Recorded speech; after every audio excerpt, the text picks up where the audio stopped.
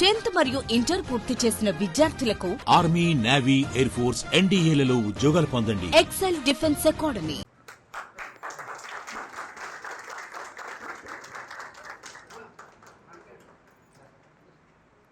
బోర్లు ఎత్తిపోయినాయి, మోటార్లు కాలుతున్నాయి, పొలాలన్నీ కూడా పశువులు తినడానికి, గొర్రెలు మేకలు తినడానికి విడిచిపెట్టిండ్రు అనేటువంటి వార్తలు ఇవాళ అంతా చూస్తూ ఉన్నాం. కానీ మన చిన్న కోడూరులో మాత్రం ఎక్కడ చూసినా చక్కగా పచ్చటి పొలాలు కనబడుతున్నాయంటే అది కేసీఆర్ గారి కృషి, కాళేశ్వరం ప్రాజెక్టు పుణ్యం అని చెప్పి మనం చెప్పుకోక తప్పదు. ఇదే కోడూరు పెద్ద చెరువు నిండాలంటే ఒక్కొక్కసారి 10 ఏళ్ళు 20 ఏళ్ళకి ఒక్కసారి కూడా నిండని పరిస్థితి ఉంది.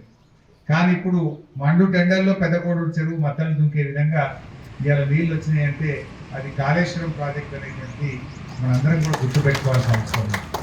ఆ తెలంగాణ రావడం వల్ల, కేసీఆర్ గారు ముఖ్యమంత్రి కావడం వల్ల అంత పెద్ద పని 4 సంవత్సరాల్లో చేసుకోగలిగాం. మన దేశంలో, మన రాష్ట్రంలో ఒక ప్రాజెక్ట్ అంటే 30 ఏళ్ళు 40 ఏళ్ళు కడతారు. కానీ 4 సంవత్సరాల్లో నీళ్లు తెచ్చి ఇవాళ కేసీఆర్ గారు మన ప్రాంతాన్ని సస్యశ్యామలం కూడా చేస్తున్నారు. సో ఏది ఏమైనా ఇవాళ గీత కార్మికులకు కూడా అప్పుడు మిషన్ కాకతీయలో చెరువు గట్ల మీద చెట్లు పెడితే అవన్నీ ఇప్పుడు మంచి ఈతకు వస్తూ ఉన్నాయి, ఇప్పుడు కళ్ళుకు వస్తూ ఉన్నాయి.